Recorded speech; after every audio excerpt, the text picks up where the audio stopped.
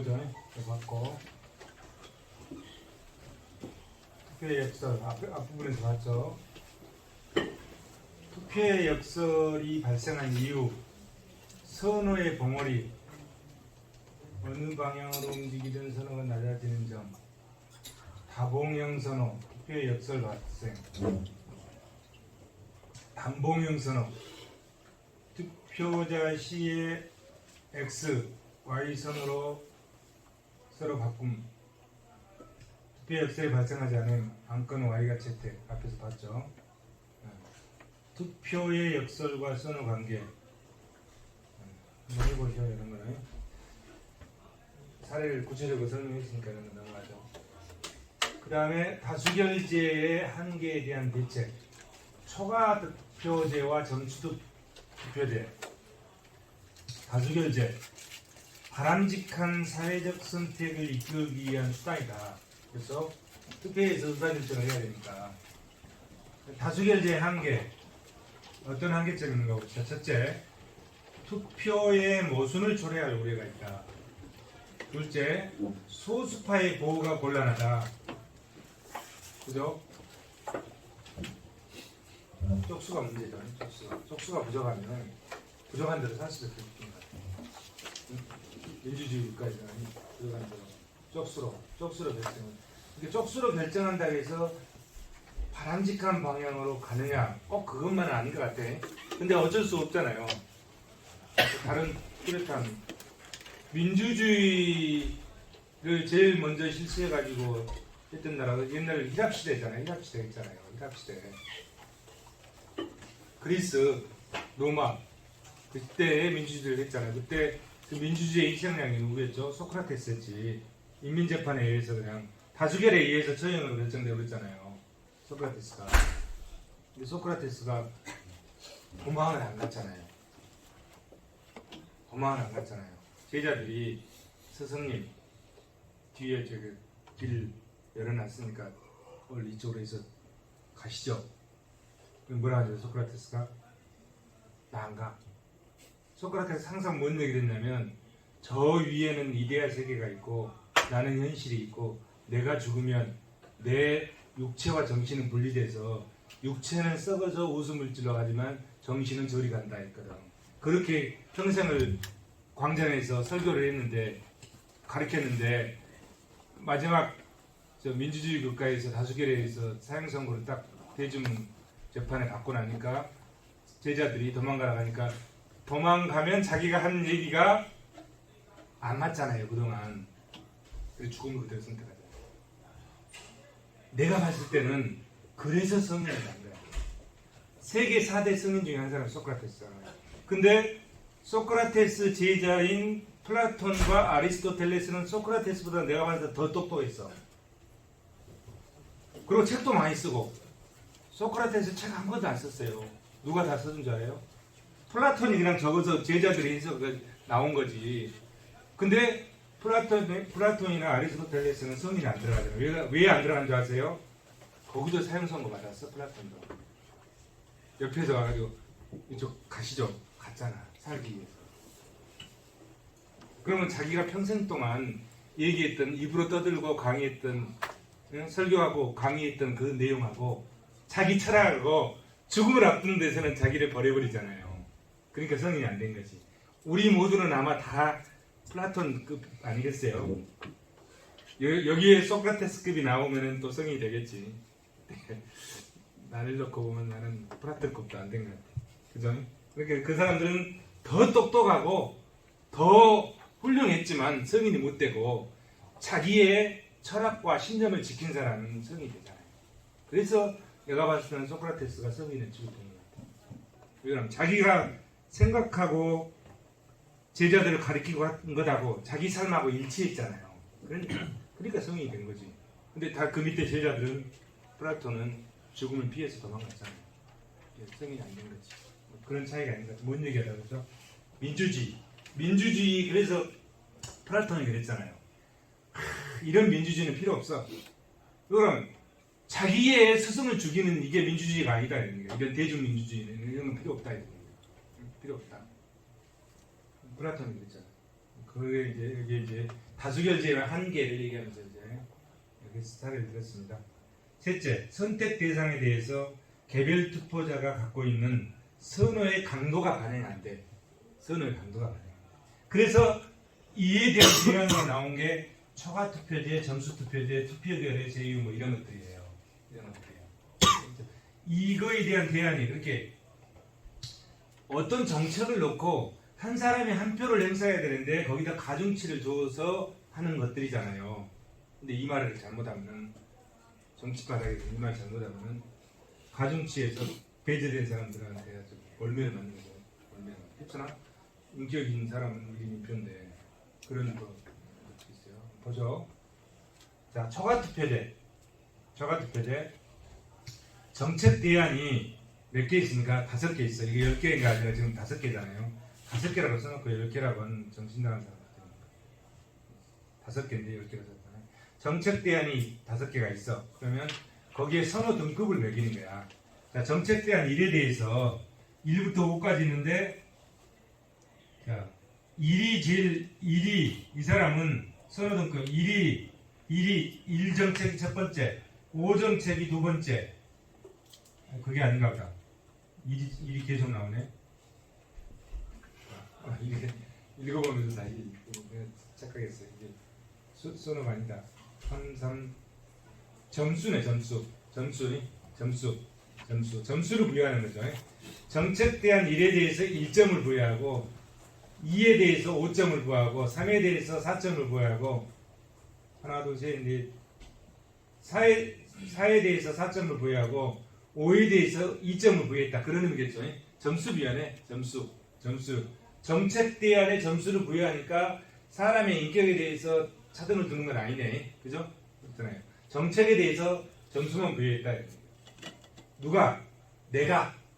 투표자가 나는 정책 대안 1에 대해서는 1점, 2에 대해서는 5점, 3에 대해서는 1점, 4에 대해서는 4점, 5에 대해서는 2점이에요. 여기는 정책 대안 2에 대해서는 어쩌고저쩌고. 이렇게 해서 다 하니까 75점인데 제일 높은 게 17점이네. 그러면은 어떤 게 지금 선택됐습니까? 최소 점수 선택 1이 선택 1. 13점. 이게 채택된 거야. 13점. 그러면 좋은 것은 점수가 높은 것은 점수가 낮고 낮은 것은 점수가 높게끔 지금 설계되어 있잖아요. 이거는. 그러니까 점수가 제일 낮은 게 1등이야. 네? 낮은 게 1등이야. 자, 정책 대안 1을 첫 번째로 선택했다는 거야. 네? 점수를 이거를 1등. 근데 이거를 거꾸로 할 수도 있잖아요. 거꾸로 하면 어떻게 되죠? 점수가 제일 높은 게 1등이 되는 거지. 네? 이해되시죠? 네. 이거는 자, 선호 등급 최상위 등급이 1이다. 이거는. 최상위가 1이고 최하위가 5다 이런 얘기예요. 네. 그러니까 이걸 이제 거꾸로 최상위 등급의 점수를 제일 높은 5를 줬다. 그러면은 이제 점수가 높은 게 1등이 되겠죠. 근데 이제 1등이 최상위니까 1등이 최상위 등급의 1을 줬으니까 점수가 가장 낮은 게 채택되는 거겠죠. 네. 선호 등급 최소 점수 획득 선택 대상 1위 13점이 제일 낮잖아요. 그러니까 이걸 선택했다. 반대 경우도 가능하다. 그죠? 복수 투표제, 순위 투표제, 보다 방식. 이 보다 방식의 일종이다. 이렇게 해서 초과 투표제 이런 걸 초과 투표제라고 한다. 그 다음에 점수 투표제. 이거는 점수 투표제. 점수 투표제는 100점 만점의 점수를 부여했어. 지금 A, B, C 세 사람이잖아요. A, B, C 이 후보자가 세 사람이라는 거네. 후보자가 세 사람이고 유권자가 지금 6사람이네. 6사람인데 후보자가 세 사람이니까 이 투표자 A는 유권자잖아요. 유권자 A는 후보자 A한테 60점을 부여하고 B한테 30점을 부여하고 C한테 10점을 부여하고 A를 제일 좋아하고 C를 제일 싫어한다 이런 얘기잖아요. 그죠? 이런 얘기죠. 유권자 B는 투표자 E가 유권자죠. 유권자 B는 A는 40% 좋아하고 B는 30%, C는 30% 좋아한다. 자, 이런 식으로. 자, 투표자 O는 A는 미워 죽겠어. 한 점도 안 줘. 0점. A 미워 죽겠어. 누가 제일 이뻐? 투표자 B를 찍고 싶어. B가 70점을 주고 C한테 30점을 줬어. 그래서 이걸 이 유권자, 투표자 1, 2, 3, 4, 5, 6, 6명이 후보자 A, B, C 세 사람한테 준 점수를 100점씩 줬잖아요. 한 사람당. 자, 유권자 한 사람당 100점을 가지고 나눠줬죠. 근데 다 합치니까 얼마야? 후보자 A는 230점을 얻었어. 230점이죠. 후보자 B는 190점을 얻었어. 후보자 C는 후보인데 또 이거는 후부라고 써놨네. 20년 만에 처음으로 그래. 예? 그러면 180점. 그럼 누가 당선되나요? A가 당선되지. 230점 받았으니까. A가 당선되지. 그죠? A가 당선. 조합장 A가 당선됐어. 그런데 여기서 이제 전략적 선택을 할 수 있어요.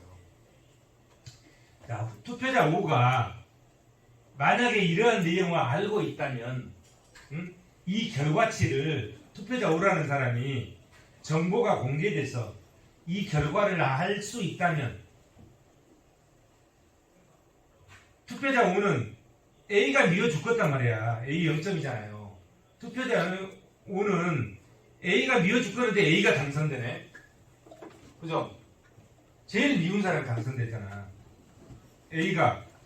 A는 지금 0점 주니까 투표자 5가 A를 0점 주니까 밀어줄 거는데 A가 당선될 것 같아. 그래서 그래? 그러면 내가 B한테 70점 주는 거를 B한테 70점 주고 C한테 30점 주는 거를 B한테 70점 안 주고 C한테 그러면 어차피 내가 미는 사람 안 될 바에는 내가 안 미는 미운 사람이 되면 이것도 싫으니까 그 중간지대에 있는 C한테 내가 밀어주겠어. 그래서 B가 어차피 안 되잖아요. 안 되니까 이 점수를 C한테 밀어줘. C한테 100점을 다 줘. C한테 100점을 다 준 게 이제 이 괄호 속이야. 그렇게 되니까 A가 230점, B가 120점, C가 250점. 누가 당선되었죠? C가 당선되었잖아요. 전략적 선택. 이거는 투표자 5가 이 결과를 추정할 수 있다는 전제하에 성립하는 거죠. 그잖아요. 결과치를 추정할 수 없다면 근데 추정할 수가 보통 있어요. 분위기 가지고. 보통 그러잖아요. 선거 분위기를 보면 누가 될 것 같네. 근데 지금 여기를 보면 분위기를 보면 누가 될 것 같죠? 후보자 A가 될 것 같거든. 근데 후보자 A가 될 것 같아. 선거 분위기상. 그러니까 투표자 5는 기분 나빠 죽겠어. 내가 싫어하는 사람이 될 것 같아. 네? 분위기로 파악할 수 있잖아요. 그래? 그럼 아예 내가 좋아하는 B가 안 될 바에는 아예 그냥 C한테 다 몰아줘 불자. C한테 몰아주면 그런데 C가 돼버리잖아요. 이런 현상이 되고 싶다. 이런 현상 비일비재하죠. 이런 현상 비일비재하죠. 이게 점수 투표제. 이 점수 투표제. 제가 이번에 말했나요? 대구를 한번 갔다 왔는데 대구를 김광석 가수 그때 한번 얘기했죠. 가수 김광석 갔다 와가지고 저거를 평가를 얼마를 해줘야 될까 고민하다가 좋은 방법을 생각했어요. 여기서 이제 이 방법을 생각해서 자 유품이 불에 탔는데 그럼 유품이 불에 탄 게 예를 들어서 100개 중에 30개가 탔어. 그래서 100분의 30%가 탔다. 이렇게 이제 어떤 사람이 평가를 했더라고. 평가를 했어. 30% 소실이다. 100개 중에 30개가 탔으니까. 그런데 이제 반대 저쪽 변호사가 뭔 소리냐. 이거는 아무 논리도 없다. 응? 각 유품마다 가치가 틀릴 텐데 어떻게 30개 탔다고 100개 중에 30개 탔다 하냐. 그래서 불만을 제기를 하던 거야. 그래? 그래서 가만히 생각해보니까 이게 생각나는 거야. 그래? 그럼 점수를 한번 매겨보자. 그 유품 100개 중에 전체의 비중이 중요도가 어느 정도 점수를 매가지고 총 100개의 총 점수 매겨진 점수에다가 소실된 것의 점수를 하니까 50%가 나오더라고. 더 많이 나오네. 그래서 가만 놔두면 피고측 변호사가 가만 놔두면 30% 가져갈 텐데 50% 되더라고. 거기도 내가 관련해서 그래가지고 김광석 스토리하우스의 유품을 평가하는데 기준이 있어야 될 거 아니에요. 마이클 잭슨이 2011년에 죽었더라고. 마이클 잭슨이 죽어 춤 잘 추고 노래 잘 불렀잖아요. 그 사람은 내가 보니까 김광석보다 더 유명하지 않을까요? 더 유명하거든. 그러다 나는 김광석은 몰랐어도 마이클 잭슨 알았거든. 그런데 마이클 잭슨 자료를 찾아보니까 2011년도 마이클 잭슨 유품, 본인이 쓰던 거실에 침대라든지 뭐 소파라든지 이런 거를 11억에 경매가 됐더라고. 2011년도에 11억. 아 그래? 그러면 우리 김광석이도 마이클 잭슨급 내가 11억 했다는 거 아니야. 김광석이. 그래 그게 55%. 그랬더니 어떤 연예인이 잘했다고. 우리나라 연예인들이 그렇게 지금 우리나라 가치가 그렇게 있다고 막 좋아하더라고. 근데 이제 2011년도고 지금 2023년도니까 십몇 년 지나니까 가치가 많이 올랐을 거 아니에요. 그 물가 상승 감안 안 하고 제가 그렇게 해서 김광석이를 마이클 잭슨급으로 올려놨습니다. 자 이렇게 점수를 줘가지고 하시면. 근데 이게 논리가 통하잖아요. 논리가 통하니까 반박을 못하는 거지. 논리만 통하면 돼. 근데 논리가 통하지 않게 해놓으면 자꾸 시비가 걸고 반박을 한단 말이야. 누가 하는 거예요? 원고 피고는 가만히 있어. 그럼 변호사들이 치고받고 싸우는 거예요. 그래가지고 마지막 가서 의견 없습니까? 서로 이제 싸울 게 없으면 그때 이제 판사는 그때 가서 방망이 두드는 거예요. 판사하기 쉬워요. 변호사들이 막 싸워서 마지막 가서 합의하면 그때 방망이만 두드려주면 되거든. 그렇게 하는 판사가 최고인데 그렇게 안 하는 판사들은 굉장히 욕을 먹지. 그러면 자기 스타일로 끌고 가려면 안 되거든. 그렇죠? 자기 스타일로 끌고 가려고 해서 자기 기준하고 그러면 상대방이 계속 불만이거든. 계속 불만이면 그건 좋은 판결이 아니잖아요. 근데 원고 피고가 다 합의해가지고 아무 불만이 없이 판결이 됐다. 그게 파레토 효율적이잖아요. 그것이. 근데 내가 똑똑하다고 내 기준에 의해서 계속 끌고 가면 한쪽에서는 계속 불만이면 그럼 그거는 사회적 비효율만 발생하는 거야. 그렇지 않습니까?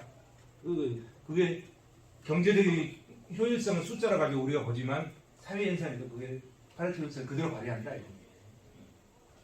말이 너무 기네. 내가. 자, 초과투표제와 전수투표의 장점.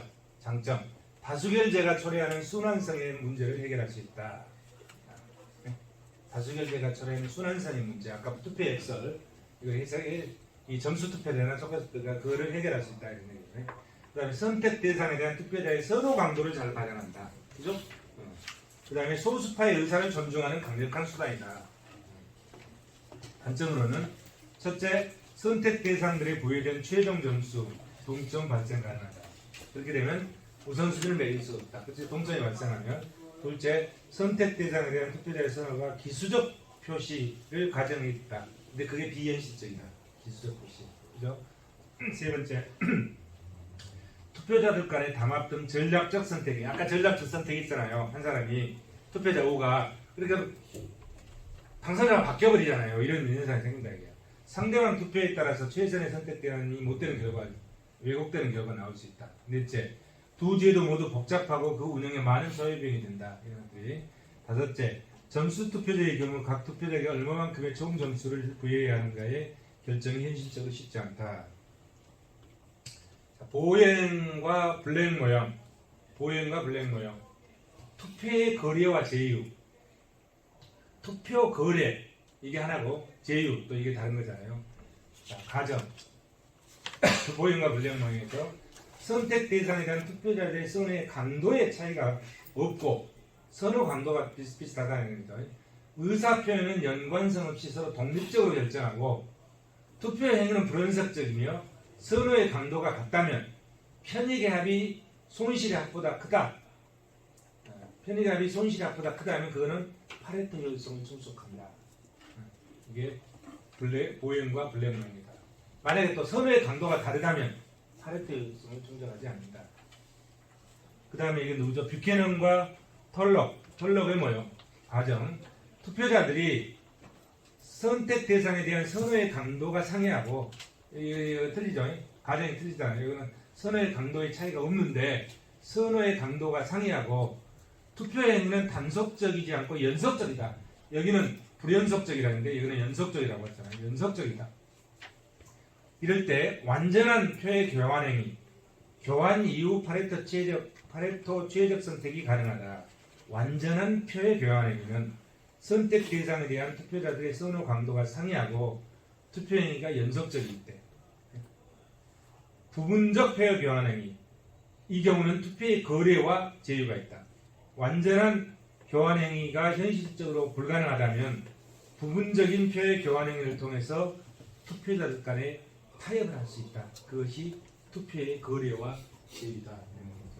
그 투표의 거래와 제휴가 어떤 내용이 있는지 봅시다. 투표 거래, 투표 제휴.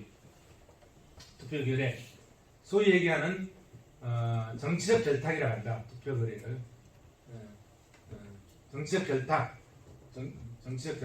정치적 결탁 그러면 좀 저 새끼들 지들끼리 해먹네 이런 생각이 들잖아요. 근데 투표 거래 그러면 좀 고상하네 뭐 그런 느낌이 드는 것 같아. 한번 봅시다. 어떤 내용인지.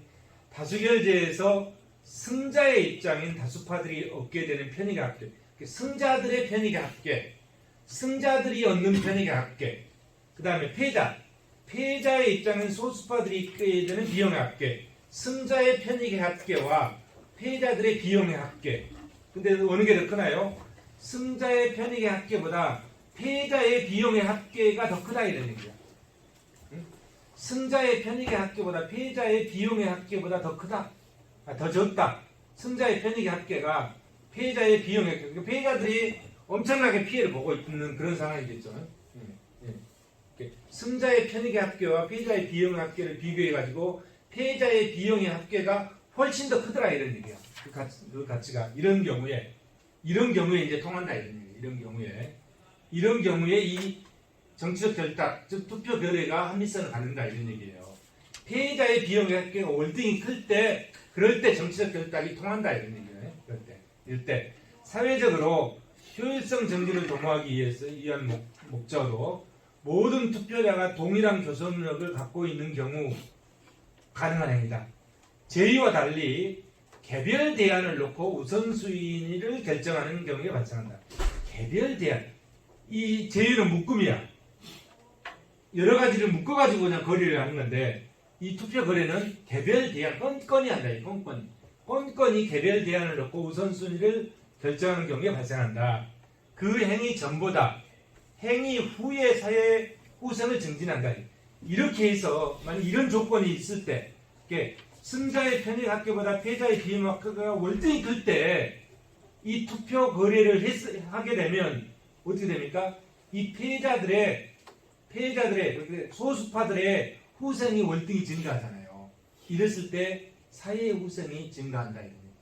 이랬을 때 뭐가 이 정치적 결탁 투표 거래가 합리성을 갖는다. 이런 얘기예요.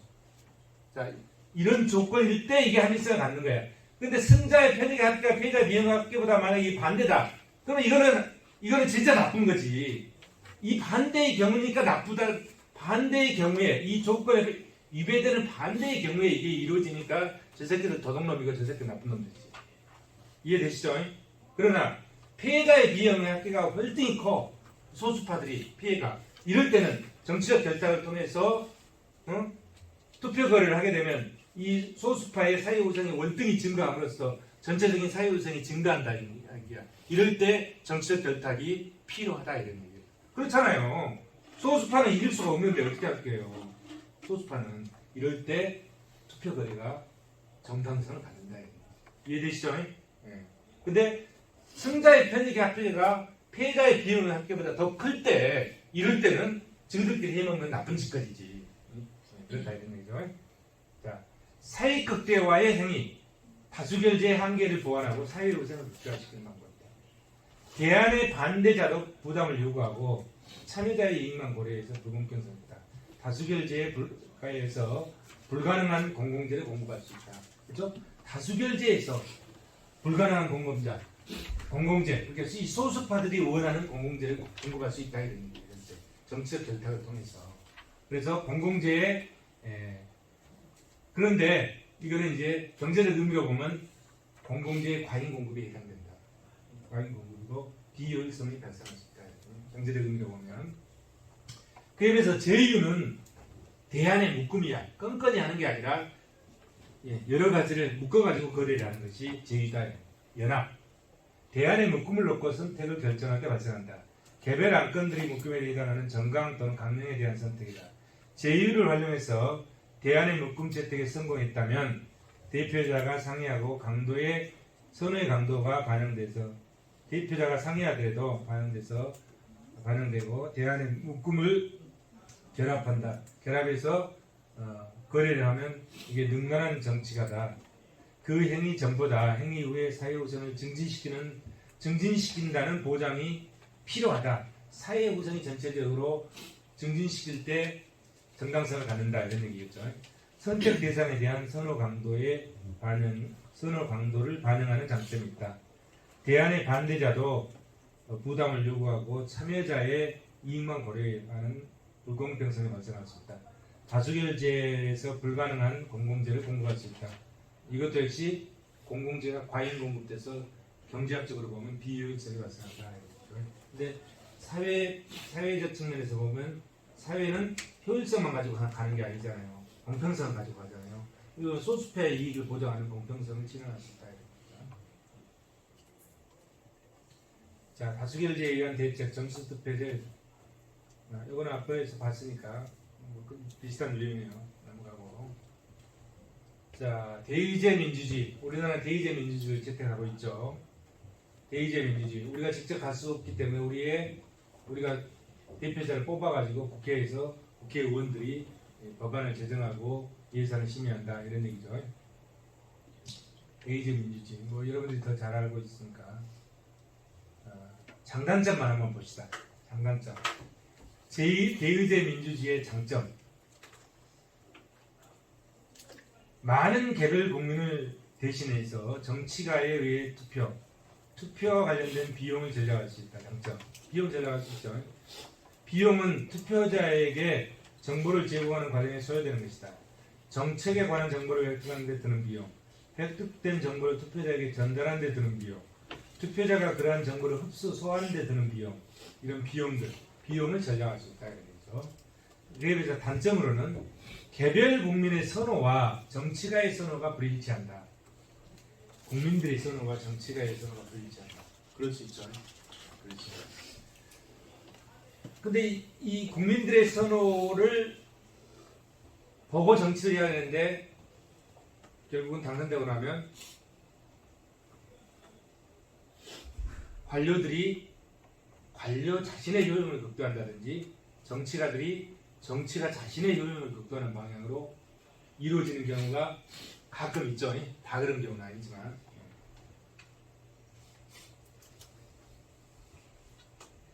자, 그래서 개별 국민의 선호와 정치가의 선호가 불일치한다. 국민의 의사가 왜곡되는 상황이 초래될 수 있다. 정치가가 국민의 의사를 충실하게 수행하지 않는 도덕적 해이가 발생할 가능성이 있다는 거죠. 자, 정치가의 행태 분석을 한번 볼까요? 정치가의 행태 분석 재밌습니다. 자, 공공 선택 과정에 정치가는 어떤 선택을 하는지 봅시다. 정치가는 당선돼야 되잖아요. 당선 안 되면 꽝이지 뭐. 꽝이지. 그래서 득표 극대화를 추구한다. 정치가의 목표 무슨 극대화? 득표 극대화. 가계는 무슨 극대화? 효용 극대화.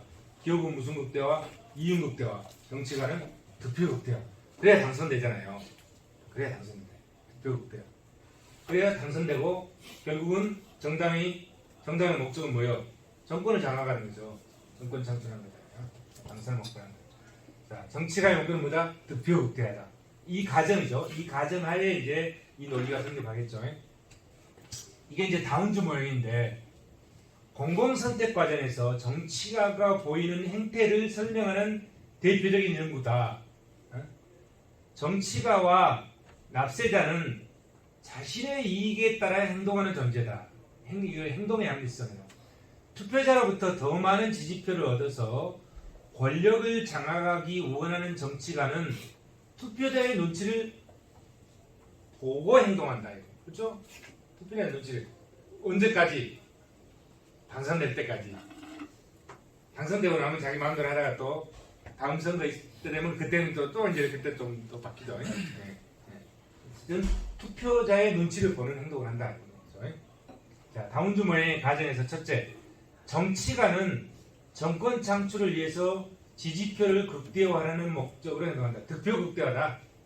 정치가는 득표 극대화를 위해서 행동한다는 가정 첫 번째. 두 번째, 그러면 정치가가 있고 납세자가 있잖아요. 투표자들이 있잖아요. 유권자는 자신의 욕구와 이익을 극대화한다. 순편의 극대화. 그죠?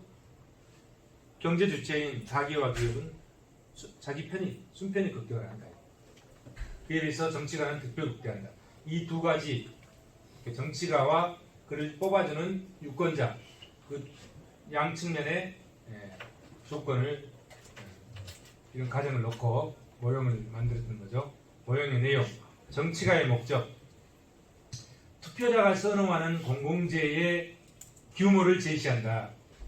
그리고 다수 득표한 건에 대해서 다수 득표를 하고 정권 장악 달성. 이렇게 어떤 대안을 놓고 내가 뭐 성남에다가 뭐 뭘 하나 멋지게 짓겠습니다. 이런 공약을 놓고 공약을 걸고 투표해서 당선된다 이런 얘기예요. 그런 공약 그런 얘기죠.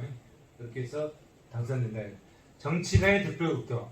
투표자가 원하는 공공재의 규모는 곧 정치가가 원하는 공공재의 규모다. 그렇죠? 그럼 정치가는 투표자의 눈치를 보는다는 전제를 깔고 있으니까 투표자의 선호. 투표자는 공공재의 총편익과 총비용의 차이인 순편익이 극대화하는 공공재의 최적 규모를 원한다 이런 얘기죠. 근데 이제 정보가 완전할 경우하고 정보가 완전하지 않을 경우를 좀 나누어서 지금 살펴보겠습니다. 정보가 완전한 경우, 정치가가 최적 규모의 공공재 공급자로 행동하고 정치가는 투표자의 순편익 극대화와 공공재 규모 공급 행동, 득표 극대화를 실현한다. 투표자는 순편익 극대화를 하고 정치가는 득표 극대화를 실현한다 이런 얘기죠. 투표자가 선호하는 것과 동일한 최적의 공공재 공급 규모를 결정한다. 다시 얘기하면 정보가 완전할 때는 투표자의 순편익 극대화와 정치가의 득표 극대화가 일치한다 이런 얘기죠. 모순이 없이 발생한다. 근데 정보가 불완전한 경우 정당이나 정치가가 공익 목적과 위배되는 행동을 할 수 있다. 정치가는 투표자의 합리적 무지와 자신들의 정권 장악의 이기적인 행태를 반영해서 공공재의 과소 공급을 행동할 수 있다. 투표자의 합리적 무지 앞에서 살펴봤죠. 투표자가 공공재로부터 얻은 편익은 과소평가하고 소수의 부담은 과중하게 인식하게 하는 태도. 뭔 말인지 이해되시죠? 정보가 완전할 때는 투표자의 순편익 극대화와 그 다음에 정치가의 득표 극대화가 일치할 수 있다 이런 얘기고, 정보가 불완전한 경우는 정치가가 투표자의 순편익 극대화를 배반할 수 있다 이런 얘기잖아요. 그런 경우가 많이 나타나죠. 제가 봤을 때는 성남에서 오랫동안 많이 이런 얘기가 나타납니다. 성남 지방경찰서. 앞으로 재판이 어떻게 결론이 날지 모르겠지만 제가 공공재를 연구하는 분야로서는 너무너무 잘못했어요. 근데 이게 보니까요, 판사들이 잘 몰라요. 판사들 자기가 경험을 보지 않으면 잘 모르는 거야. 어떻게 알겠어요? 다 알겠어요. 모르는 거야. 법 해석도 자기가 경험해 보지 않은 부분 해석을 못하는 경향도 있더라고. 판사들이 정말로 올바른 판결을 파레토 효율적인 판결을 해야 되잖아요. 근데 파레토 비효율적인 판결을 내리는 판사들이 있어서는 안 돼. 판사들 공부를 많이 해야겠다. 자, 문제점. 다음 주모의 문제점. 현실적으로 공공재의 규모와 내용은 일부 강력한 이해 집단의 욕구 및 선호에 의해서 결정될 가능성이 없다. 이해 집단, 로비.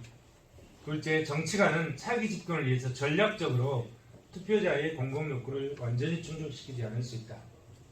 공공재의 과소 공급을 처리한다. 셋째, 개별 국민의 공공재에 대한 선호 표명은 현실적으로 불완전하다. 또한 정치가가 국민의 선호를 제대로 파악할 수 있는 시스템이 미흡하다. 정치가가 국민들의 선호를 반영해서 결정하는 공공재는 진정한 최적 수준과는 다를 수 있다. 문제점들이 있다. 다음 주모요. 다음 주모는 뭐죠? 정치가의 행태 분석하는 모형이다 이런 얘기. 정치가가 어떻게 행동하는지 정치가의 행태를 분석한 모형이 뭐다? 다운주 모형이다.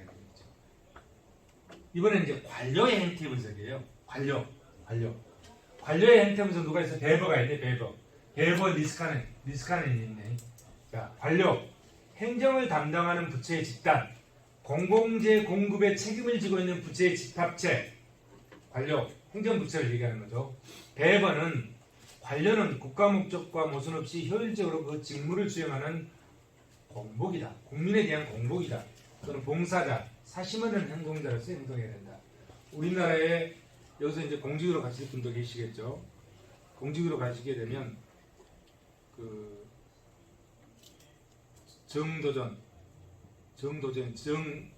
정약용 선생이 쓰신 목민심서를 반드시 읽어봐야 돼요. 공직으로 가시는 분들. 공직자가 행하에 대한 도리에 대해서 조선시대에 쓰신 정약용 선생이 쓰신 목민심서, 훌륭한 책이잖아요. 그런 내용들이 유럽에서 누가 얘기하고 있나요? 베버가 얘기하고 있잖아요. 베버가. 공복. 공직자는 국민의 공복이다. 국민에 대한 봉사자다. 사심 없는 행동자로 일을 해야 된다. 이런 얘기죠. 이 내용을 쓴 우리나라 책보다 목민심서.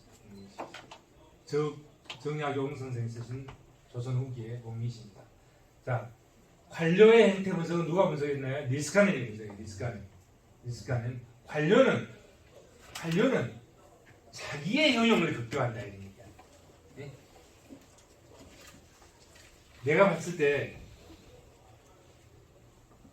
가게는 효용 극대화하죠. 그 다음에 기업은 이윤 극대화하죠. 정치가는 득표 극대화하죠. 관료는 자기의 또 효용을 극대화하는 거야. 이게 자기 효용 극대화하는 거잖아요. 개별 경제 주체인 가게나 기업뿐만이 아니라 모든 개별 경제 주체들은 자기의 이익을 위해서 뛰더라 이거예요. 자기의 이익을. 그럴 수밖에 없는 것 같아요. 그러니까 그런데 여기에서 관료들이 자기의 이익을 위해서 사실은 뛰면 안 되거든요. 관료는 누굽니까? 가게와 기업과 정부 중에 정부를 이루고 있는 한 구성 요소잖아요. 그럼 정부는 무슨 극대화죠? 공익극대화잖아요. 정부는 공익극대화거든. 그러면 정부를 이루고 있는 그 구성하는 관료는 공익극대화를 위해서 뛰어야 되는데 안 그렇더라 이런 얘기야. 무슨 극대화를? 관료도 자기 효용을 극대화하기 위해서 뛰더라 이런 얘기야. 재밌잖아요. 한번 보자. 사익극대화. 그러니까 결국은 사익극대화. 아까 우리가 민간 부분에 시장 경제에서 그렇게 사적 시장에서 시장 균형이 이루어지는 거라고, 공적 부분에서 사회적 균형이 이루어지는 거라고. 관료는 사회적 균형 측면에서 접근을 해야 되는데 그게 안 돼. 지금 어디에서 접근하고 있나요? 민간 부분의 이익과 똑같이 접근하고 있잖아요. 사익극대화. 자, 관료는 자기의 효용 극대화를 위해서 행동한다. 예산 극대화와 권위, 특권 증대를 추구하는 정쟁이다. 훌륭한 관료는 뭐죠? 훌륭한 우리 부서의 훌륭한 우리 상관은 뭐죠? 예산만이다. 그래야 점심 짜장면 먹다가 고기도 한번 먹는 거지. 그렇잖아요. 예산만이다. 그래서 예산 극대화를 추구한다. 우리 부처에 예산이 많이 따오는, 예산을 많이 따오는 것이 결국은 관료의 자기효용 극대화를 추구하는 거다. 예산 극대화. 그것이 자기 부서의 권위, 특권. 근데 이제 못 뽑고 나오면 우리하고 다 똑같아. 근데 그거 있을 때는 아주 그냥 특권이 크잖아요. 다운주, 털럭, 브레튼 등 관료는 자신의 효용을 극대화하기 위해서 행동한다고 봤다. 그렇죠? 효용 극대화. 관료가 자기 효용을 극대화하는 것은 뭘 극대화하는 거냐면 예산만이 따오는 거예요. 예산 극대화다. 그래서 효용 극대화는 관료의 자기 효용 극대화하는 것보다 예산 극대화다. 효용 함수, 봉급. 우리 부채 이제 공무원들이 이제 봉급이 딱 정해졌잖아요. 정해졌으니까 뭐 차등이 없으니까 봉급, 부하의 수, 공적인 신망, 권한과 신분 등에 의해서 결정된다. 관료의 효용 수준을 결정하는 변수의 대부분은 예산과 관련되어 있다. 안전, 우리 부서가 안전. 지금 여성가족부 진보 정권에서 만들었는데 지금 보수 정권에서는 저거 없애자 그러잖아요. 여성가족부 없애자 그러잖아요. 그래갖고 어떤 분 장관 있는데 청문회 하다가 그냥 도망가 버려가지고 지금 만세가 많은데 그래도 임명하겠다는 거 아니에요. 근데 그 부처를 지금 없애자는 거 아니에요. 지금 보수 정권에서는 이렇게 우리 부처가 없어져 버리면 다 꽝이지 뭐. 부처가 없는데 우리가 없지. 이렇게 관료는 우리 부처를 유지하게 해주는 것이 최고의 목표지. 그죠? 일단 우리 부처가 있어야 되고 거기에 예산을 많이 바꿔야 되잖아요. 그래야 훌륭한 상관이죠. 그렇잖아요? 상식적이잖아 그런 거는. 그래서 안전, 전속, 안전, 전속, 여성가족 부서. 그러면서 예산 극대화를 추구한다. 뒤에 봅시다. 관료 행태 분석. 일반 균형 분석과 부분 균형 분석. 자, 관료 행태 분석에서 일반 균형 분석을 보죠. 일반 균형 분석. 일반 균형 분석이니까 공공재와 사적재를 분석하는 거겠죠. 공공재와 사적재를 동시에 공급하는 경우 공급 측면에서 분석하는 거예요. 관료가 공공재 규모의 결정 과정에서 보이는 행태 분석을 한 것이다. 가정. 첫째, 관료와 비관료 두 경제 주체에 의해서 공공재 공급 규모가 결정된다. 자, 수평에는 수평 주변은 공공재죠. 수직 주변은 사적재죠. 상품 공마이죠. 이게 상품 공마이잖아요. 공공재와 사적재. 그래서 두 개의 상품을 분석하니까 일반 균형 분석. 둘째, 두 경제 주체. 주체의 공공재와 사적재에 대한 상대 가격은 다르다. 관료가 직면하는 공공재의 상대 가격이 비관료가 직면하는 그것보다 낮다. 그러면은 상대 가격이 다르다는 거잖아요. 관료, 비관료.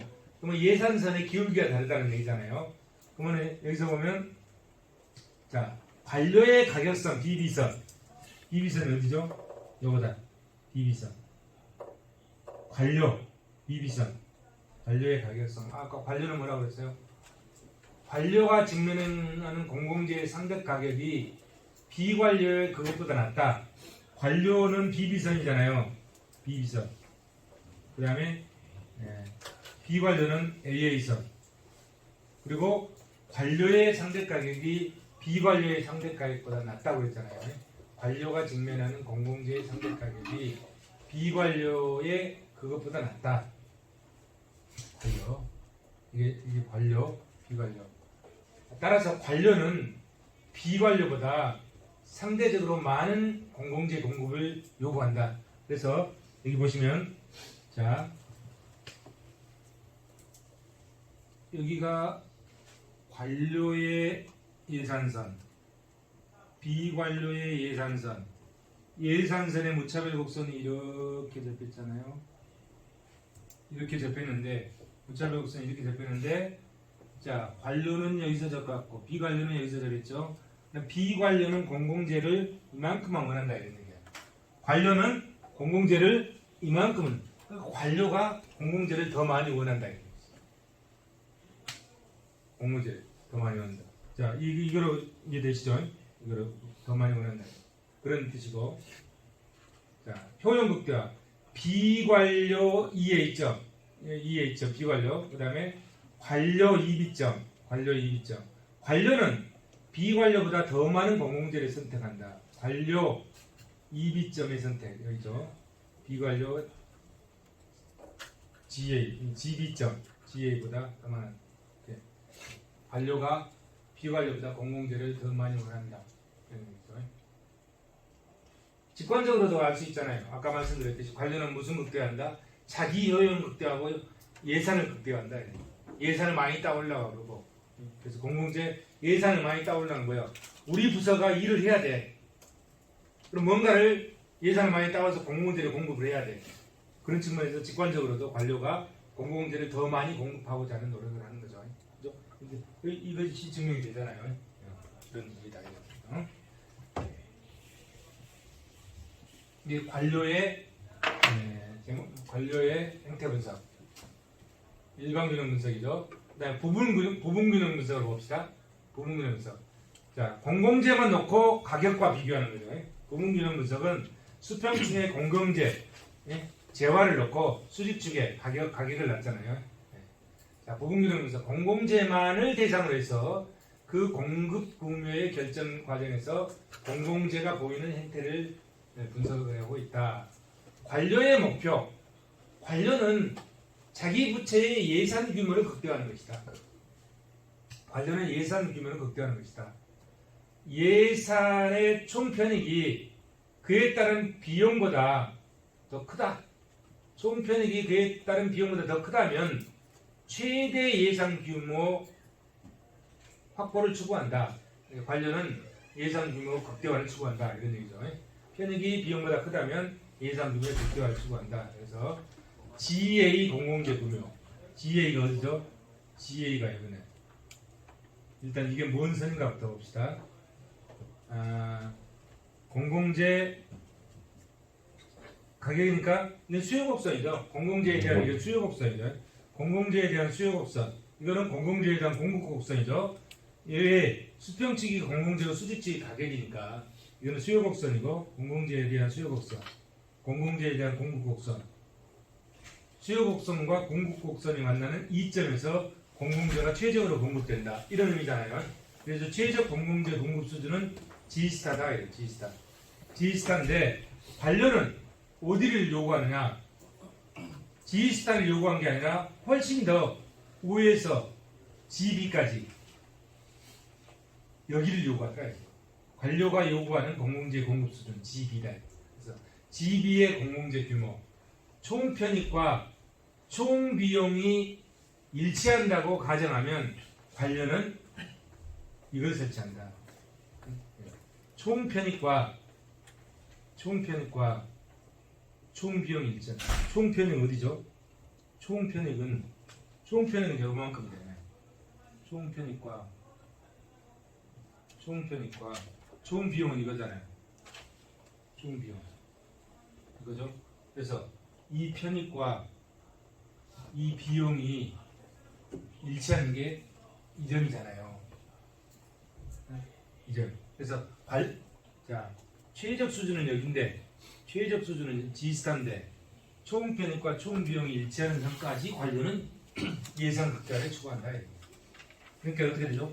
과잉 공급되잖아요.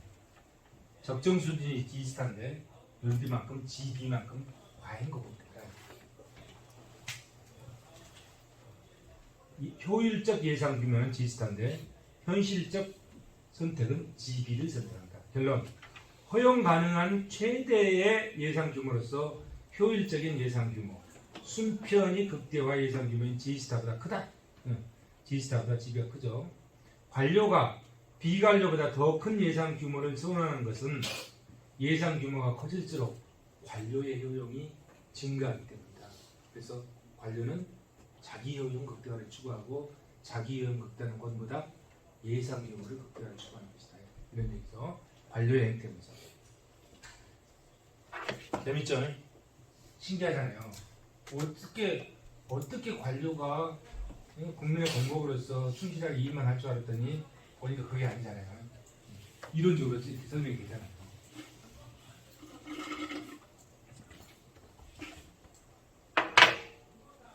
다음에 뭐죠?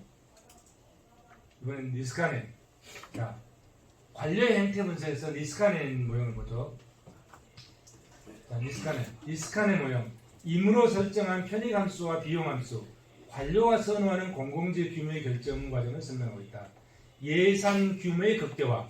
관료는 공공재의 총 편익과 총 비용이 일치하는 수준까지 선택한다. 네? 공공재 규모의 선호, 곧 예산 극대화를 추구한다. 자, 여기서 이 그림에서 보면, 자, 이 그림 보이시죠? 이 그림에서 보면, 자, 밑에가 공공재죠. G니까. 밑에가 공공재고 수직이 가격이죠. TB, TC 가격이잖아요. 가격, 공공재. 그러니까 총수입, TB, 총편익, TB 아마 토탈 베네피트 그런 뜻이겠죠. TV 이게 총수익. 자 보세요. 총수익 곡선 이게 총수익 곡선이죠. 이 총수익 TV 총수익 곡선. 그 다음에 TC 토탈 코스트 총 비용 곡선이죠. 총 비용 곡선. 그러면 총 수익과 총 비용이 같은 점이 이 점입니다. TB 이꼬르 TC죠. 총 비용과 총 수익과 총 비용의 가치는 손익분기점. 여기까지 관리가 궁금한다. 그 점이 이 점이다. 그죠? 그 점이 이 점이죠. 이 점이죠. 그러면 그 점이 이 점인데, 자 편익에서 비용을 빼는 게 순편익이잖아요. 이 편익에서 비용을 빼는 게 순편익인데, 그러면 이 거리가 가장 긴 거, 이 거리, 이게 사회적 인력 또는 순편익이 되는 거죠. 순편익이 되는 거죠. 사회적 인력 또는 순편익이. 이 거리가 가장 긴 거, 가장 긴 거. 여기서 순편익이 극대화되잖아요. 여기서 순편익이 극대화돼요. 여기서 순편익이 극대화된다는 것은 뭐냐면, 자 이게 총수익 곡선이고 총비용 총수익 곡선을 총수익 TV 곡선을 미분하면 한 점의 접선의 기울기 이렇게 나올 거라고. 이렇게 나오고, 그 다음에 총비용 곡선을 미분하면 한 점의 접선의 기울기 그건 똑같잖아요. 이렇게 나올 거라고. 그죠? 그러면 기울기가 두 개 일치하는 점, 이 점, 그 점에서 여기가 가장 이 거리가 멀고 편익이 극대화되는 거죠. 응? 그죠? 이거는 지금 총수익, 총비용이고, 만약에 이 한 점의 접선의 기울기는 미분값이잖아요. 응? 미분값이죠. 그 미분값으로 옮겨놓은 게 이거죠. 이쪽에 옮겨놨잖아요. 자, 총수익에서 나온 게 한 개, 총편익에서 나온 게 한 개 편익, 응? 미분한 거잖아요. 한 개 편익 이렇게 나왔죠. 한 개 편익. 그 다음에 한 개 비용. 그럼 이윤극대화 조건 MB 이꼬르 MC잖아요. 이윤극대화 조건. 자, 이윤극대화 조건. 이윤극대화는 여기야.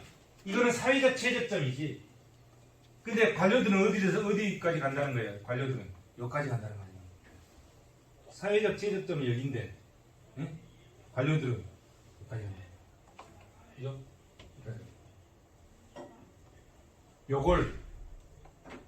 요걸 식으로 한번 설명해 볼까요? 여기서 써놨네. 자, TB는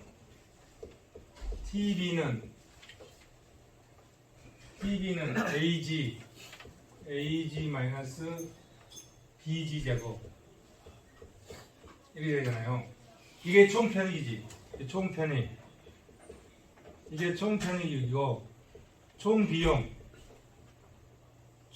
어떻게 돼요? TC는 AG죠. 자, 이렇게 됐다고 이제 가정을 깔고 이제 가잖아요. 그래서 여기서 그 조건이 있죠. G는 여기서 조건이 G는 0보다 크고, G는 0보다 크고, 그거는 같고, EBA다. 이런 조건이죠. 그리고 여기서 C는 0보다 크거나 같고 A보다 작아야 된다. 자, 이런 조건에서, 자 보세요. 자, 이런 것들이 어떻게 써졌는지 이해를 해야 되잖아요. 자, 보면, 자, 이 점에서는 총편익과 총비용이 같잖아요. 그럼 TB와 TC가 같으면 어떻게 돼요? AG 마이너스 BG의 제곱 이꼬르 AG잖아요. 그죠? 그럼 G 하나씩 없어지네. 그럼 A 마이너스 BG는 이게 AG인가? CG지. 그렇지. CG지. CG. 이게 CG죠. CG. 이게 CG죠. 이게 CG잖아요. 이게 CG죠. C가 되는 거죠. C가 되는 거죠. 그러면 우리는 지금 공공재를 구하잖아요. 공공재를 구하니까 BG는 A-C가 되고 G는 B분의 A-C가 되는 거죠. 자, 이렇게 나온 겁니다. 자, 이게 이렇게 나온 거예요. 이렇게. 응? 이해되시죠? 이게 이렇게 나온 거예요. 이렇게. 그러면 자, 이거는 여기는 봅시다. 여기는 한 점의 접선의 기울기잖아요. 그러면은 자, 이거를 미분하면 어떻게 되죠? 이걸 미분하면 TB, MB죠. MB는 G 없어지니까 EB가 되는 거지. 네? EB가 되는 거죠. 그 다음에 MC는 한계 비용은 이거 미분하면 C잖아요. 그죠? 그러면 여기와 여기는 MB=MC는 어떻게 돼? A-EB는 C가 되는 거고, 맞나요? 뭐가 하나 빠진 것 같다.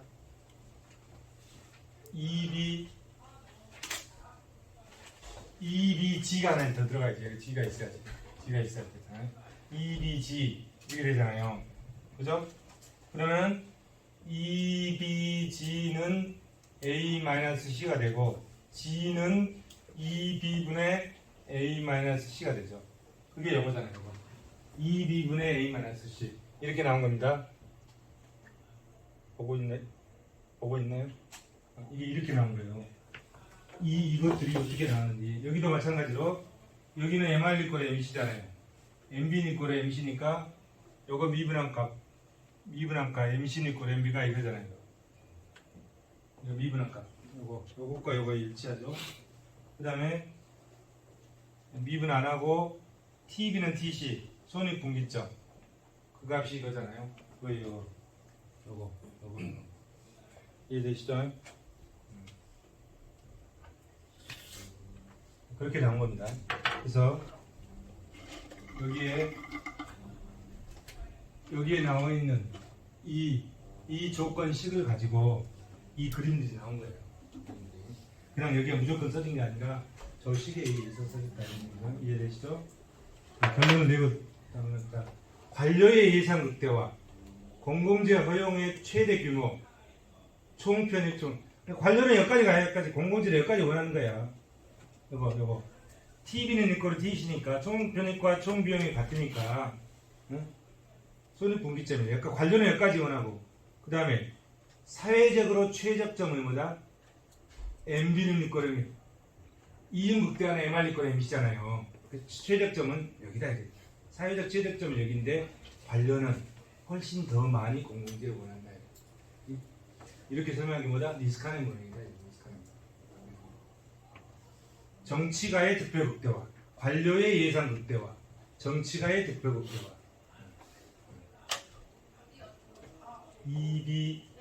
자, 여기서 이제 여기 이 문구도 나왔네.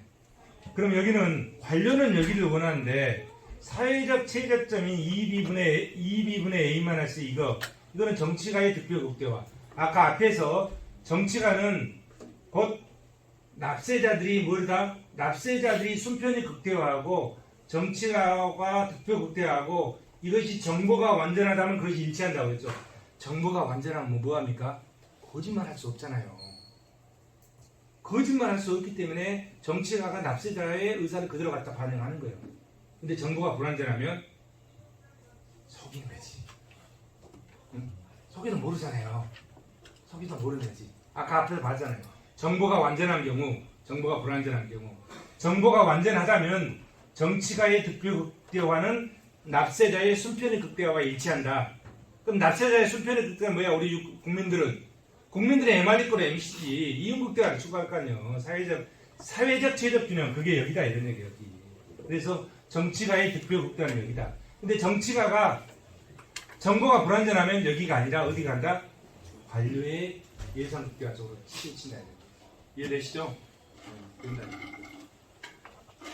그때는 정보가 불완전하게 되면 정치가나 관료나 똑같이 움직이고. 근데 우리나라 정치가도 안 그럴 거야. 정보가 불완전해도 항상 순편의 극대화 가겠지. 근데 안 가는 사람이 있어서 문제야.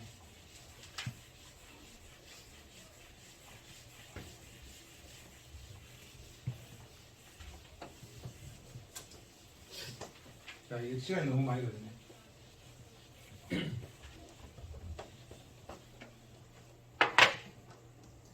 자, 니스칸의 모형을 이제 우리가 완벽하게 이해를 했습니다.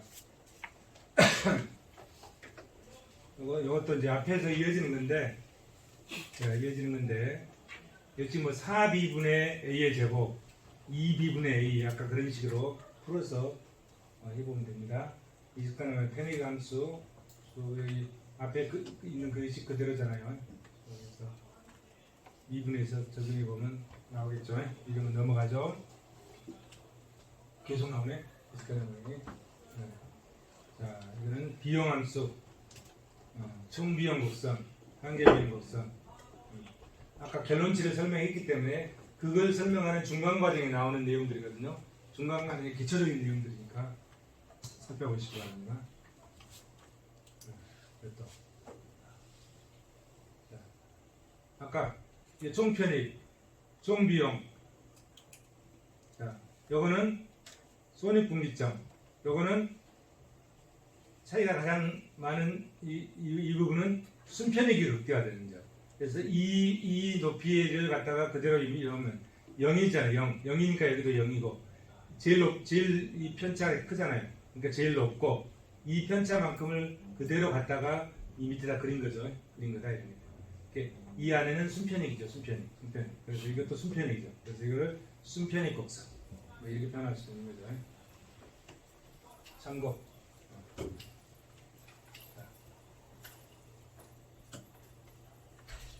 여러 가지 미그의 이거는 봐야 돼요. 미그의 벨랑제 모형. 이거는 뭐냐면, 이 아까 니스칸의 모형을 통해서 이 순편익을 이 곡선을 그려냈잖아요. 그래서 수평을 공공서비스, 이 수직을 순편익 이렇게 해서 순편익 곡선을 그려냈잖아요. 이 순편익 곡선을 이렇게 해서 그려냈죠. 이게 니스칸의 모형이죠. 그려냈는데 미그의 벨랑제 모형은 여기 보시면 이 순편익 곡선이 이렇게 됐는데, 자, 아까 니스칸에는 공공재를 여기서 선택한다고 했죠. 사회적 최적점은 여기잖아요. 여기인데 공공재를 니스칸에는 여기서 선택해요. 미그의 벨랑제 모형은 뭐냐면 사회적 최적점과 관료들이 선택하는 이 점의 이 중간 지점에서 공공재를 결정한다. 이게 미그의 벨랑제 모형이야. 그럼 어떻게 해서 이 사회적 최적점과 손익분기점, 에말리꼬리 MC점과 이 손익분기점 이 사이에 어디 점을 선택할 것이냐, 이 문제에 있어서 여기에 이제 효용함수가 이렇게 접하는 점, 여기에 접하면 거기를 선택하다. 이해되시죠? 네. 이게 미그의 벨랑제 모형. 니스칸의 모형을 응용해서 니스칸의 모형에서는 이 사회적 최적점과 관료의 선택점에 이 선택이 정해지면 이 사이에서 이 효용곡선이 접하는 이 점에 공공재를 선택한다. 이렇게 관료들보다는 좀 낮고 최적점보다는 좀 높고 그 어디 중간점에 선택한다 이런 얘기죠. 이렇게 구성한 게 보다 미그의 벨랑제 모형이다. 관료의 효용은 예산 플러스 예산상 잉여다. 자신의 이익 극대화 플러스 사회유생 극대화 두 목표의 조화를 이뤘다. 그렇지? 중간중간 두 개 조화를 이뤘잖아요. 조화를 이뤘다.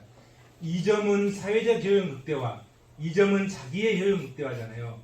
근데 이 점만 하면 자기 효용만 극대화했고 여기만 하면 사회적 효용만 극대화했잖아요. 중간 지점에 있으니까 사회적 효용도 극대화하고 자기 효용도 극대화하면서 타협을 했다. 이런 얘기잖아요. 이게 미그의 벨랑제 모형이다. 뭐를? 예산을, 공공재를 공급하기 위한 예산을 여기서 결정했다. 이 선에서 타협했다. 그 다음에 이제 로머 로젠탈 모형이 있어요. 로머 로젠탈 모형. 이건 뭐냐면, 자, 보세요. 이 그림에서 보면,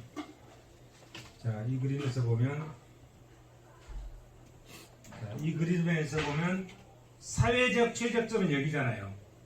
자, 이 선과 예산선과 이 요용선에 접하는 여기에 사회적 최저점이야.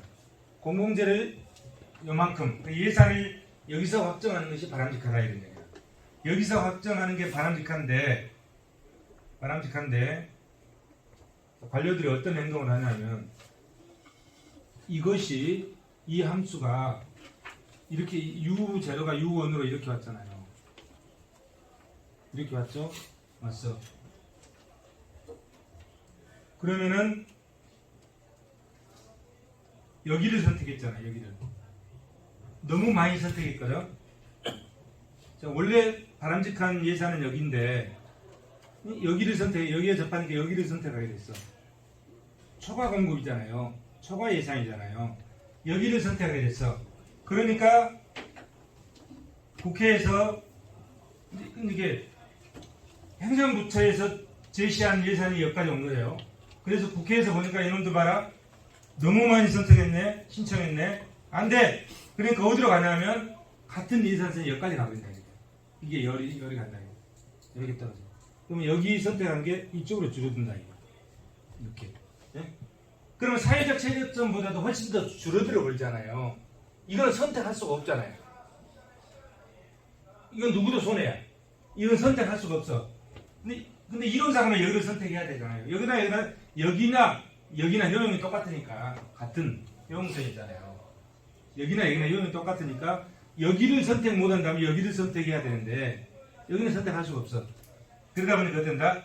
이 사회적 최저점과 이들이 공무원들이 내놓은 이전에 중간선에서 어딘가를 선택한다. 아까 로머 로젠탈 모양처럼 선택한다. 이게 뭐다? 이것도 로머 로젠탈 모양이네. 아까 미그의 빌랑저 모형처럼 이렇게 선택하는 것이 뭐다? 로머 로젠탈. 그럼 이거는 뭐 어떻게 선택합니까? 이거는 여기를 선택하고 여기 어딘지 선택할 자 있잖아요. 이거는 뭐죠? 타협. 이쪽으로 더 갈 것이냐, 사회적 최저점으로 더 갈 것이냐, 타협한다. 타협에 의해서. 지금 몇 시죠? 12시 10분이네. 그러면 조금만 더 하고 쉴까요? 더 하고 마칠까요? 좀 계속해서. 네. 화장실 갔잖아, 가고. 그렇죠. 계속해서 12시 10분이니까 조금만 더. 저기까지 마치려고 했더니 이게 안 되네. 이용편의 분석까지 마치고 저까지 들어갔어야 되는데. 자, 로머 로젠탈 모양 이해되시죠? 그림부터 설명했습니다. 그러니까 국회에서 예산을 결정하는 데 있어서 이런 원리들이 있다 이런 얘기입니다. 그 다음에 관료의 행태 분석. 혼신적이고 이타적인 관료의 행태. 공복의 관료다. 그렇죠? 공복. 아까 서양의 배법. 우리나라의 누구? 정약용 선생님의 국민신서. 관료는 국민의 공복이다. 공복으로서의 관료. 첫째, 공공 프로그램의 설계, 기술적이고 전문적인 의견을 제시한다. 선출된 대표자로 하여금 이상적인 선택, 보조자에 권한다. 둘째, 채택된 공공 프로그램을 시행하고 운영한다. 관료가 정부활동의 연속성이 마련된다. 그 운영의 합리성이 제어된다. 혼신적이고 이타적인 관료, 정치 과정에서 합리적인 조정력을 발휘하고 성공적인 공공선택을 위해 자신의 사심을 배제하고 긍정적인 성과의 창출을 기다려. 대부분의 관료들은 내가 봤을 때 대부분의 관료들은 이렇게 하는 것 같아. 근데 그 중에 안 하는 사람들이 있잖아요. 자기 이익을 취해서 하는 사람들이. 근데 시스템 자체가 이렇게 하게끔 만들어야지. 그래야 되지 않겠어요? 시스템을 정말로 이 정부 시스템을 운영하고 연구하는 사람들은 시스템 자체를 부정과 비리가 없도록 만들어줘야지. 그렇잖아요. 근데 시스템 자체에 흠결이 있어서 부정과 비리가 눈에 보이면 그냥 나 같으면 넘어가 볼 것 같아. 그렇잖아요. 왜? 학연의 유형을 극대화하고 개인의 이윤을 극대화하는데 눈앞에 보이는데 그거를 놓고 가기가 쉽지가 않은 것 같아.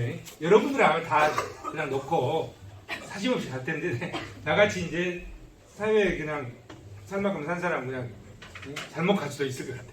여러분들은 그러지 않을까요? 그래서 제 얘기는 뭐냐면 시스템 자체를 그런 행위를 할 수 없게끔 만들어주는 게 필요하다. 제가 저번에 말씀드렸잖아요. 그 공공재에 대한 비경합성과 비배제성으로 인해서 도덕적 해이가 발생한다 이게요. 그럼 그 도덕적 해이가 발생하지 않을 수 있도록 시스템을 만드는 게 중요하다. 설계를 하는 게 그게 실력이다 이런 얘기지. 그게 실력이다. 그래서 이런 경우도 마찬가지가 아닌가 생각이 듭니다. 관료. 자, 공공재 이번엔 수요자로서의 관료, 공공재의 공급자로서의 관료를 봤는데 이번에는 관료들도 공공재의 수요자가 될 수 있잖아요. 수요자가 될 수 있지. 그래서 공공재의 수요자로서의 관료의 행태 모습이 어떤지 보도록 하겠습니다. 관료, 공공재의 수요자, 예산 극대화 추구의 관료의 행태. 현실에 그대로 적용될 수 없는 한계가 있다. 첫째, 현실적으로 예산 규모가 지나친 확대를 억제하기 위한 다양한 재정 장치가 작동됩니다. 비용 변익 분석, 비효율성 분석, 영점 기준 예산 제도 등의 행정의 효율화를 노력. 둘째, 최근 각국의 작은 정부를 지향하는 성향이 있고, 셋째, 사기업의 경쟁 원리를 도입해서 과도한 공공재 팽창에 따른 비효율성을 제거한다. 그래서 과도하게 공공재 규모의 극대화를 추구하는 문제점이 있다. 과도하게 공공재 규모의 극대화, 예산 극대화를 추구한다. 관료들이 첫째, 예산 낭비, 예산의 경직성, 자원배분의 비효율성을 처리한다. 둘째, 공공재 규모를 증대하기 위해서 예산을 확대하면 곧바로 물가 상승이 유발되고 국민생활 전반에 걸쳐서 부정적인 영향을 야기한다. 자, 이 그림을 통해서 한번 봅시다. 공공재 수요자로서의 관료의 역할. 첫째, 관료와 비관료의 투표에 의해서 공공재 규모가 결정된다. 지금 공공재 양이죠. 여기는 공공재 양. 그 다음에 여기는 누적 도수를 나타냈네요. 누적 도수. 그래서 관료의 수요 곡선. 관료의 수요 곡선이 밑에 있고 비관료의 수요 곡선이 위에 있죠. 위에 있다. 그러면 A선 비관료죠. 투표자가 모두 비관료일 때 각 공공재 수준의 지지 찬성자 수 누적 도수 분포선 찬성자 수가 M명이면 자 찬성자 여기죠. 찬성자 수가 N명이면 적정 공공재 공급 수준은 GM이다. 자 그죠? A선이 비관료니까 A선이 여기잖아요. 그러니까 여기란 얘기죠. 여기죠? 자, 그러면 다수결제라는 얘기잖아요. 2분의 n 플러스 1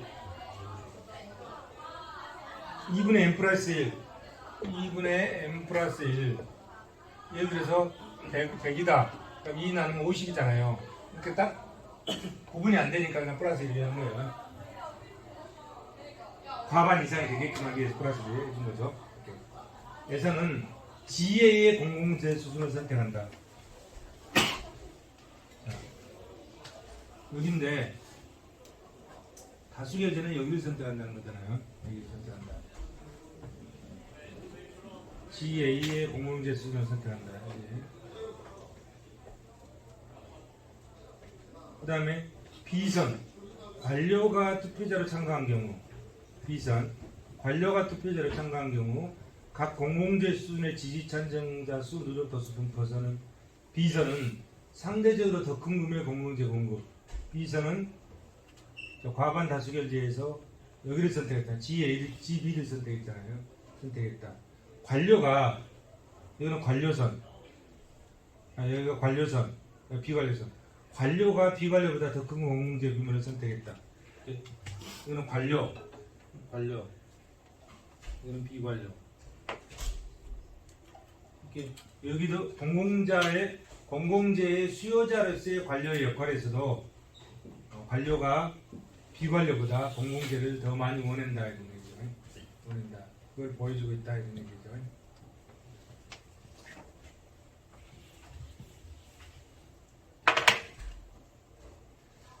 그 다음에 이익집단의 행태 분석. 이익집단.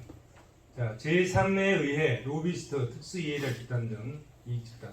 사안에 따라서 투표자의 관심사를 조직화해서 반영한다. 공공선택 과정에 건설적인 영향을 미칠 수 있다.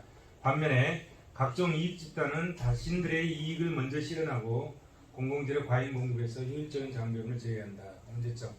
공공재의 과잉 공급자로서의 행동, 정경유착과 연결된 부작용 초래, 계층 간의 위화감 조성, 합리적인 의사결정 시스템 붕괴 등 적절한 문제점을 발생한다.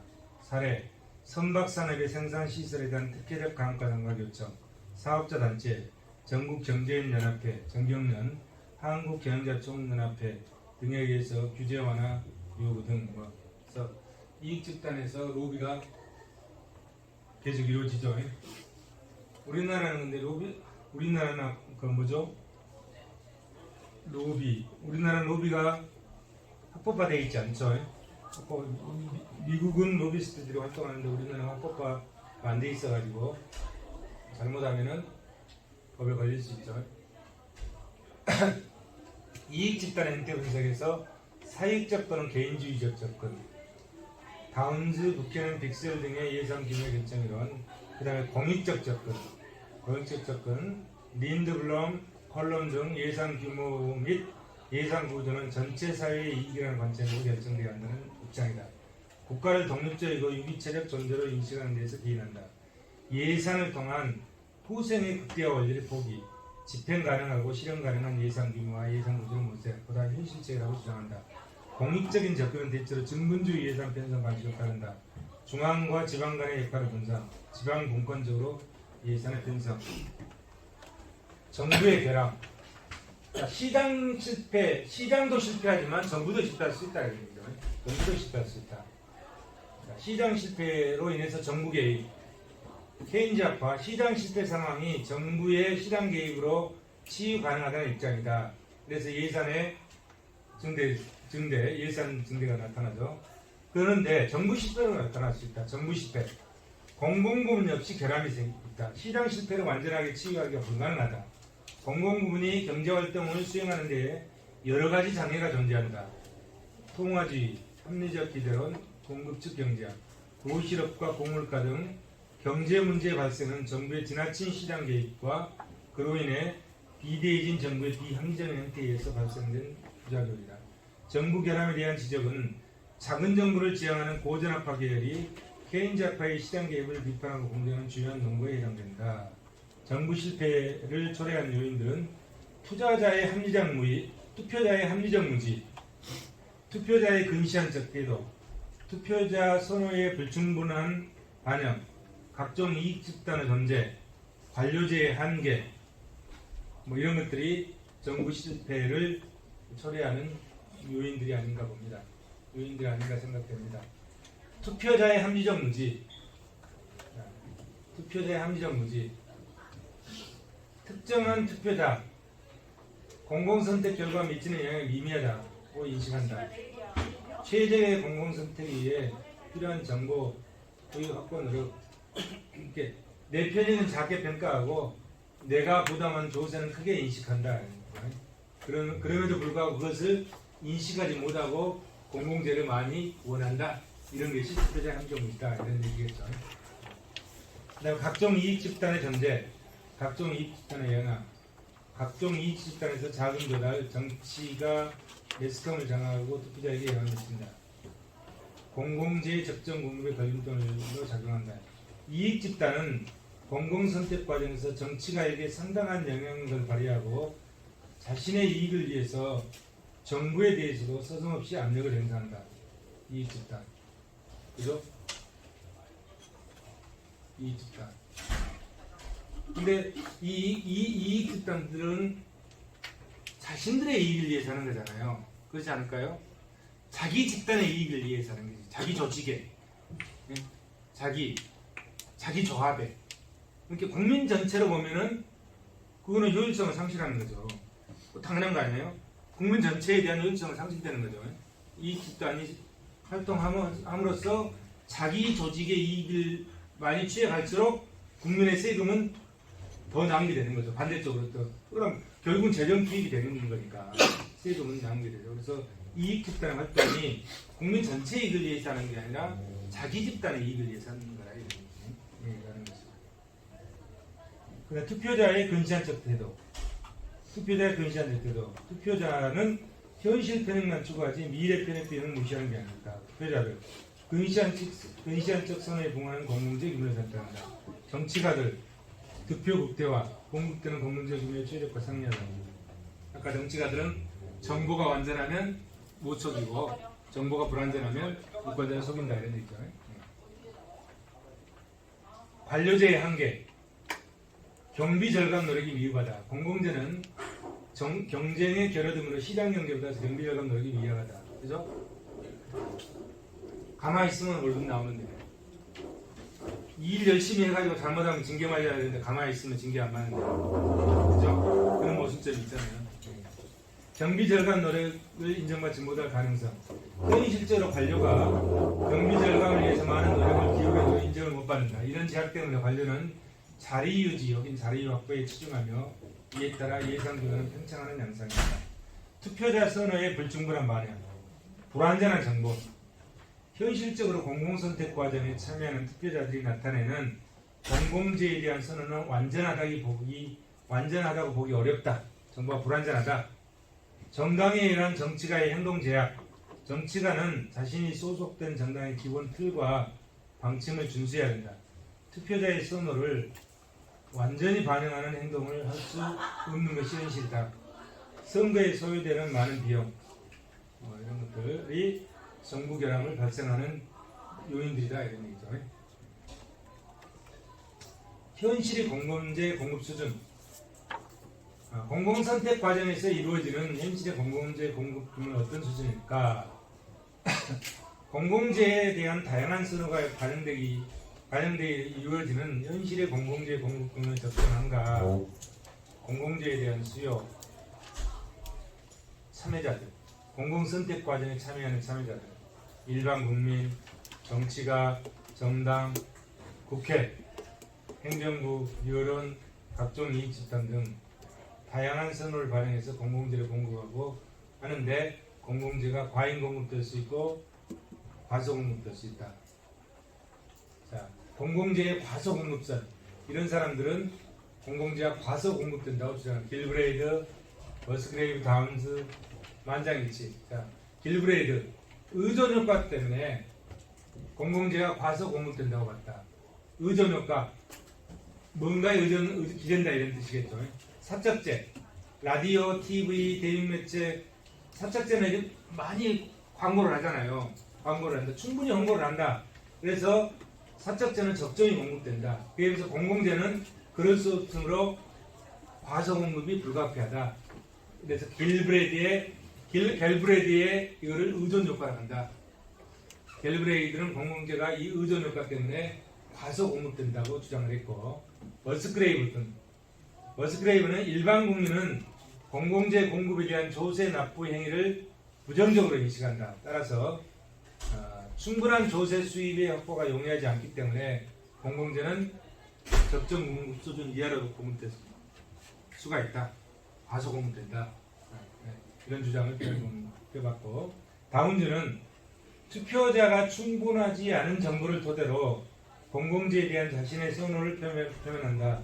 공공재로 얻은 편익을 과소평가하고 부담해야 할 비용을 높게 평가하는 합리적 논리죠. 공공재 과소공급될 가능성이 있다. 다운주.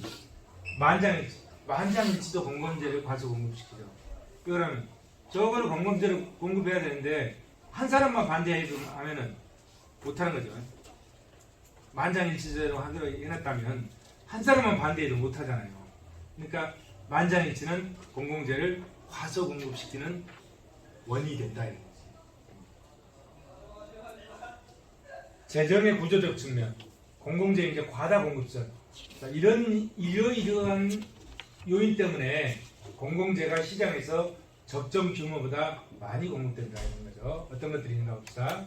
시장의 불안전성과 경기 조정 기능의 약화, 파킨슨의 법칙, 인구의 성장 및 기술 진보, 정부 지출에 집중되는 예산 편성 경향의 심화, 예산에 대한 심사의 세분화, 국방비 확대, 사회 경제 발전에 관련된 비용 증가, 관료제의 재정 경직성 심화, 이런 것들 때문에 이런 재정의 구조적 측면으로 인해서 공공재가 과다하게 공급될 수 있다 이런 얘기고, 투표 방식에 기인한 공공재 과다 공급, 투표 방식에 만장일치 과소 공급된다고 그랬죠.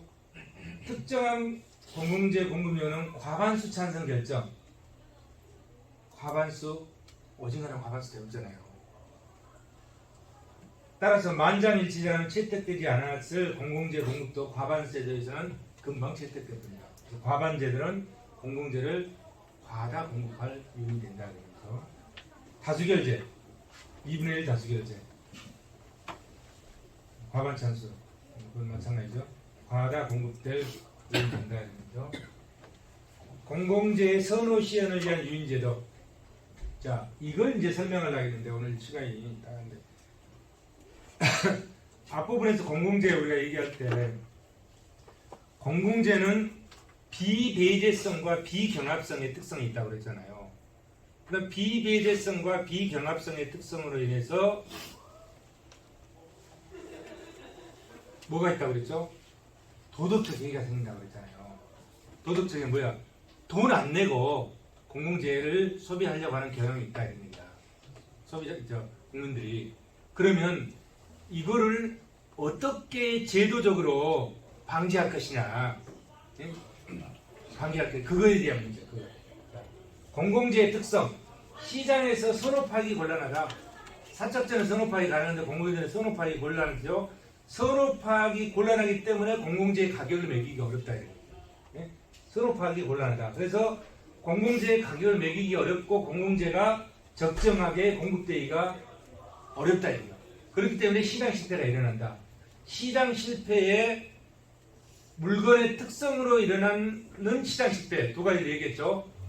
공공재와 뭐라고 했죠? 외부성. 공공재와 외부성. 물건의 특성으로 발생하는 시장 실패. 자, 공공재는 물건의 특성이 뭐죠? 선호 파악이 안 된다 이게야. 선호 파악이 안 되기 때문에 공공재의 가격을 매기기가 쉽지가 않다 이게야. 그렇기 때문에 어떻게 된다? 적정하게 공급되지 않고 시장 실패가 발생한다. 그럼 공공재가 시장 실패를 초래하는 근본적 원인은 뭐예요? 선호 파악이 안 되기 때문에. 이 물건의 특성 때문에. 선호 파악이 안 되기 때문에. 그럼 어떻게 할 것이냐? 유인제도. 그럼 어떻게 할 것이냐 이런 얘기죠. 정부가 어떤 조치를 강구해야 공공재에 대한 일반 국민의 선호를 진실하게 시연할 수 있게끔 설계할 수 있느냐 이런 얘기죠. 선호를 진실하게 표출할 수 있도록 정부가 설계해야 된다. 그게 뭐다? 유인제도다. 공공재 선호를 공공재 선호 시연을 위한 유인제도. 맞아 뭐랬죠? 유인제도. 그 유인제도의 연구는 실증적인 공공선택 이론의 한 분야이다. 유인제도 연구. 공공재의 그러면 이 유인제도 두 가지 측면이야. 할 것인가 말 것인가. 이 공공재를 채택할 것인가 말 것인가. 채택은 자, 선택 대상 할 것인가 말 것인가. 채택할 것인가 말 것인가. 선택 대상 어떤 걸 선택할 것인가. 어떤 걸 선택하니까 선택 대상. 그 다음에 선택을 한다면 그 규모는 이만큼 할 것인가 이만큼 할 것인가. 규모의 결정 문제. 첫 번째가 선택 대상의 문제. 두 번째는 규모의 결정 문제. 이걸 결정해야 된다는 얘기죠.